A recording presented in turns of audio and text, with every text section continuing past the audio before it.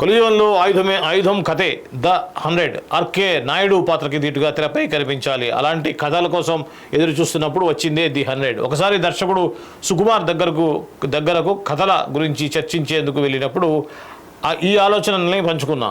ఆయనకు చాలా నచ్చింది. ముందు ఈ కథని చేయమని చెప్పి ప్రోత్సహించారు. బలమైన సందేశం ఉన్న పక్కా వాణిజ్య చిత్రం ఇది. రామబాణం, సుదర్శన చక్రం ఇలా ప్రతి యుగంలోనూ దీనులను కాపాడేందుకు ఆయుధం వచ్చింది. కలియుగంలో అలాంటి ఓ శక్తివంతమైన ఆయుధమే ది 100.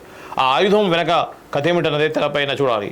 సమాజానికి ఎంతో అవసరమైన సినిమా ఇది. అందుకే మాజీ ఉపరాష్ట్రపతి వెంకయ్యనాయుడు, ఆంధ్రప్రదేశ్ ఉప ముఖ్యమంత్రి పవన్ కళ్యాణ్, తెలంగాణ రాష్ట్ర మంత్రులు శ్రీధర్బాబు, కోమటిరెడ్డి వెంకటరెడ్డి దగ్గరకు వెళ్ళి ఈ కథ గురించి చెప్పా. వాళ్ళు కథ తెలుసుకుని ఎంతో ప్రోత్సహించారు. ఈ సినిమాలో ఉన్న కంటెంట్ ప్రతి ఒక్కరికి చేరువు కావాలి. నా తదుపరి సినిమా మాత్రం తొందరలోనే వస్తుంది. ద 100కి కొనసాగింపు సినిమా తెరకెక్కించే ఆలోచనలో కూడా ఉంది. ఓజీలో నటించే అవకాశం వచ్చింది, కానీ చివరి నిమిషంలో కుదరలేదు. అయితే పవన్ కళ్యాణ్తో పాటే జనసేన పార్టీలో ప్రయాణం చేస్తుండటంతో సినిమా మిస్ అయిన భావన కలగడం లేదు. రాజకీయ ప్రయాణం విషయానికి వస్తే తదుపరి ఎన్నికల్లో నేను పోటీ చేస్తానా లేదా అనేది ఆ సందర్భమే నిర్ణయిస్తుంది.